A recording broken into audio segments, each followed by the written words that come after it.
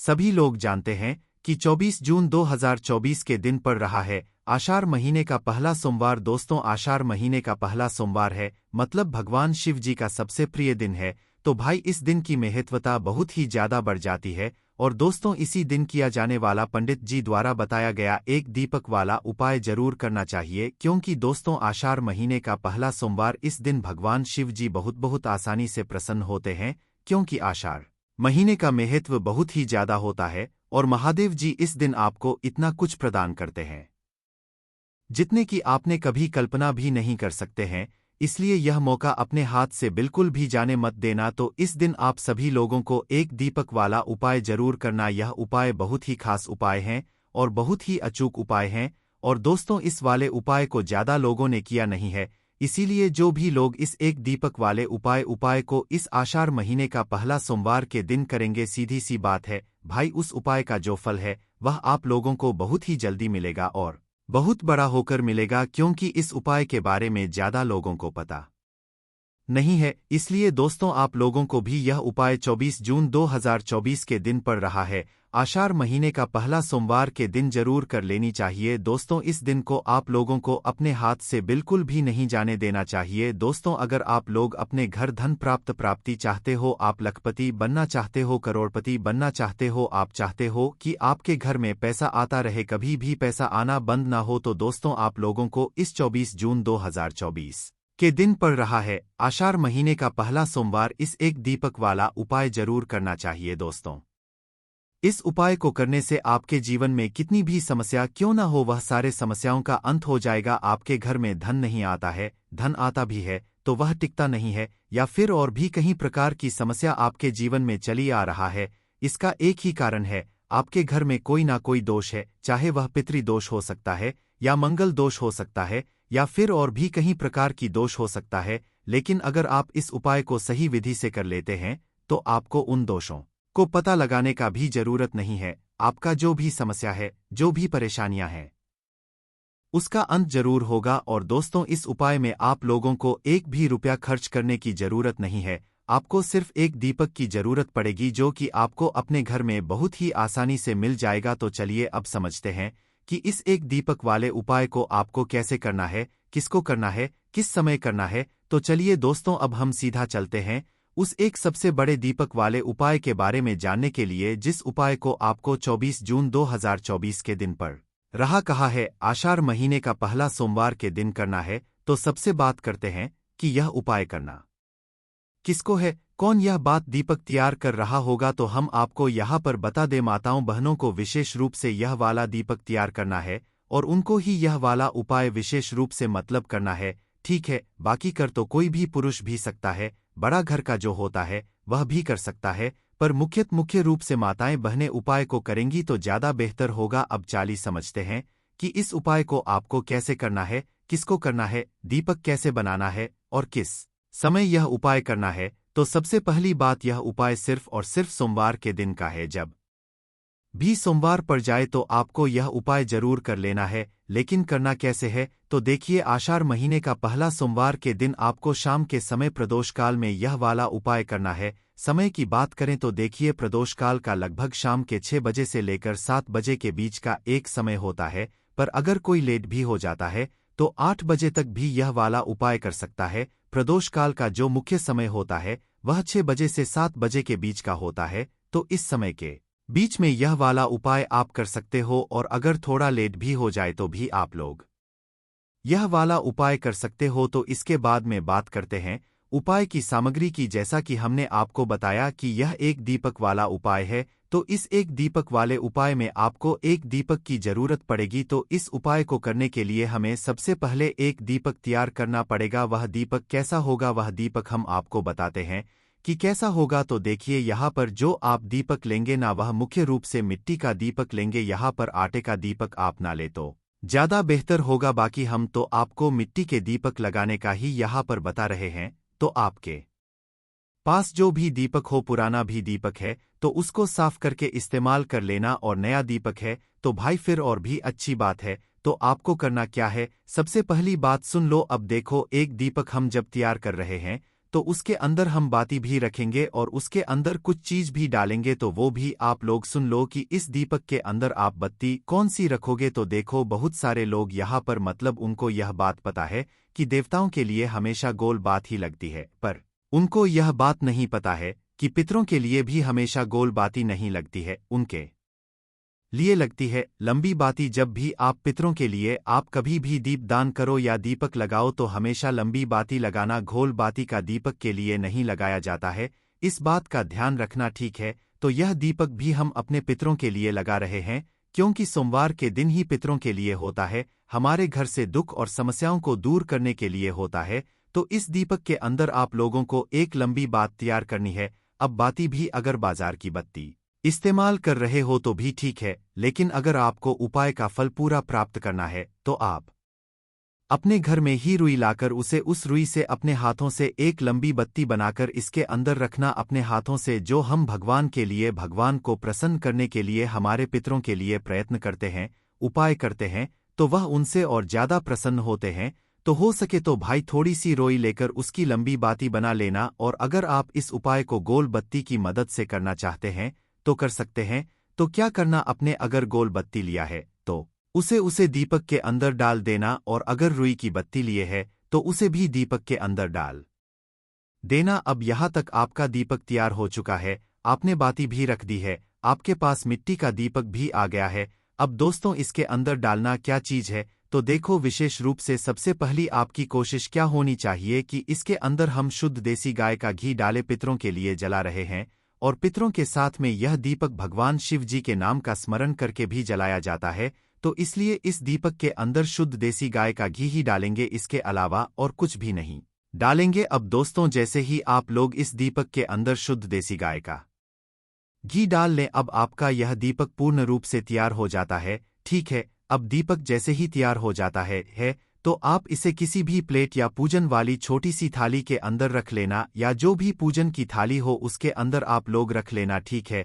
उसके बाद में दोस्तों, यह दीपक को आपको कुछ समय पहले तैयार कर लेना है।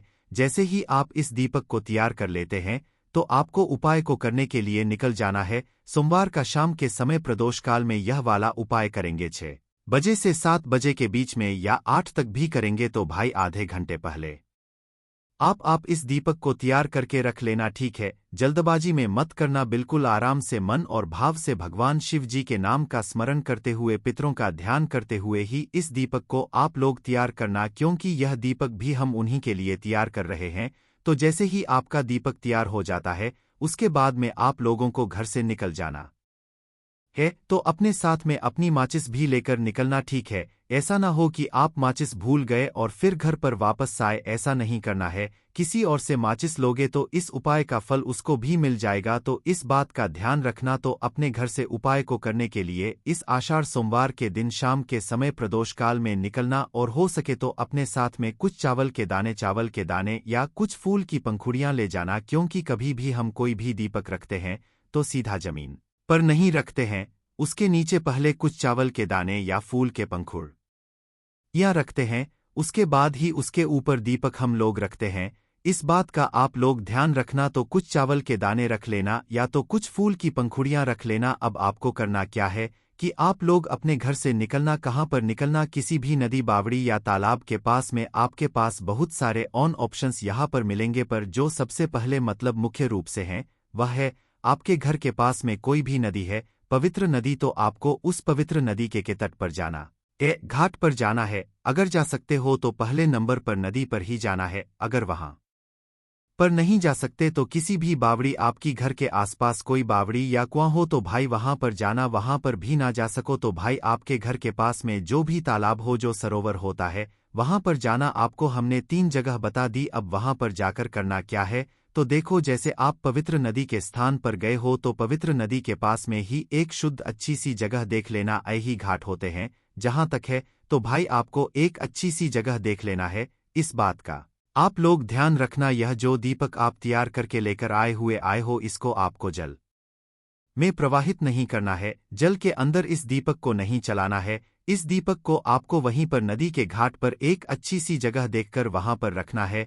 तो भाई आपका दीपक अब तैयार है, और आप नदी पर भी पहुंच चुके हो या बावड़ी या तालाब पर पहुंच चुके हो, बावड़ी पर भी गए हो तो भाई वहां पर एक अच्छी जगह देख लेना, तालाब सरोवर पर भी गए हो तो वहां पर भी एक अच्छी सी जगह देख लेना और वहां पर बैठ जाना। अब बैठने के बाद आप लोग क्या करना, पहले अपना दीपक जला लेना, अपनी माचिस से शिव जी का नाम लेते हुए अपने पितरों के नाम का स्मरण करते हुए जैसे ही आप लोगों का यह दीपक जल जाए तो भाई दीपक जलने के बाद आपको क्या करना है, सबसे पहले आप यह सुनिश्चित कर लेना, यह जान लेना कि आप जहां पर बैठे हो वहां की दक्षिण दिशा कौन सी है। मुनि अमावस्या के दिन यह जो दीपक आप रखोगे यह दक्षिण दिशा में रखा आएगा, इसलिए दक्षिण दिशा का पता पहले से कर लेना। मोबाइल अपने साथ में लेकर जाना, मोबाइल के जरिए आप पता कर लेना कि भाई दक्षिण दिशा आप जहां पर बैठे हो उस समय किस दिशा में पड़ रही है। तो आपको करना क्या है, जिस तरफ से आपने इस दीपक को जलाया, क्योंकि लंबी बत्ती का दीपक है तो एक कोई सी साइड होगी बत्ती जलाने की, तो जिस तरफ से आपने इस लंबी बत्ती को जलाया हुआ है, इस लंबी बत्ती का मुख आप लोगों को, मतलब जिस तरफ से इस दीपक को जलाया हुआ है उस बत्ती का मुख आपको दक्षिण दिशा की तरफ करके रखना है, क्योंकि आप यह दीपक अपने पितरों के लिए जला रहे हो, अपने घर से दुख और समस्याओं को दूर करने के लिए जला रहे हो, ठीक है।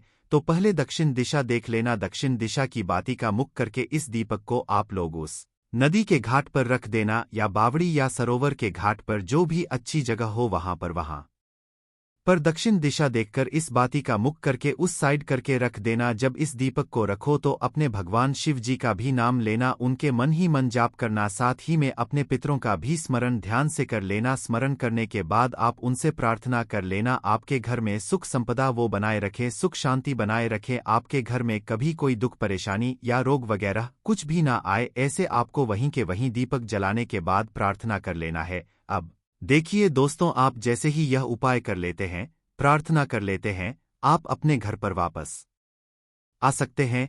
अब दोस्तों, बहुत सारे लोग यह बात भी कहेंगे कि भाई हमारे घर के पास में ना तो नदी है, ना बावड़ी है, ना तालाब है, तो हम क्या करें। तो देखो, उस जगह पर आपके पास वृक्ष भी है, भगवान शिव जी के जो प्रिय वृक्ष हैं, जैसे कि बेलपत्री हो गया, पीपल का पेड़ हो गया या आंवले का पेड़ हो गया, तो भाई इन पेड़ों के नीचे भी आप जाकर इस दीपक को जला सकते हैं। बस ध्यान यही बात रखना है कि दक्षिण दिशा आपको देखकर ही इस दीपक को रखना है, दक्षिण दिशा का मुख ही होना चाहिए। चाहे बेलपत्र के पेड़ के नीचे रखो, चाहे आप पीपल के पेड़ के नीचे रखो, चाहे आप आंवले के पेड़ के नीचे रखो, है ना, पर दक्षिण बाती का मुख करके ही आपको इस दीपक को रखना है, पितरों के नाम का करते हुए। अब भाई जो इन वृक्षों के नीचे भी नहीं जा सकता, उसके लिए सबसे आसान है कि भाई वह अपने घर में ही रसोई घर में जाकर, जहां पर उनका पीने का पानी रखा जाता है, परिंदा रखा जाता है, उस वाले स्थान पर जाइएगा, इस दीपक को तैयार करके और दक्षिण दिशा देख लीजिएगा। इस दीपक को जलाकर बत्ती का मुख दक्षिण दिशा की तरफ करके शिव जी का नाम लेते हुए और पितरों के नाम का स्मरण करते हुए इस दीपक को वहां पर रख देना और भगवान से प्रार्थना कर लेना। तो यह उन लोगों के लिए है जो लोग बाहर नहीं जा पा रहे हैं, तो पहला आपका मुख्य रूप यही होना चाहिए कि आप किसी भी नदी के पास जा पाओ, नदी पर ना जा पाओ तो भाई किसी बावड़ी के पास जाना या कुएं के पास जाना, वहां पर भी ना जा पाओ तो सरोवर या तालाब के पास जाना, इन तीनों जगह में से कहीं पर भी ना जा पाओ तो फिर आप लोग बेलपत्र के पेड़ के नीचे जाना, वहां पर भी ना जा पाओ तो पीपल के पेड़ के नीचे जाना, वहां पर भी ना जा पाओ तो आंवले के पेड़ के नीचे जाना, वहां पर भी ना जा पाओ तो भाई अपने ही घर में रसोई घर में जाकर आप लोग इस दीपक को जलाना, दक्षिण बाती का मुख करके अपने पितरों का स्मरण करते हुए और अपने भगवान शिव जी के नाम का स्मरण करते हुए आप भगवान से जो भी प्रार्थना करेंगे वह आपकी प्रार्थना सफल होगी। इस सोमवार के दिन आप विश्वास करके देखिएगा, इस उपाय को भी जरूर करके देखिएगा। तो दोस्तों, 24 जून 2024 के दिन पड़ रहा है,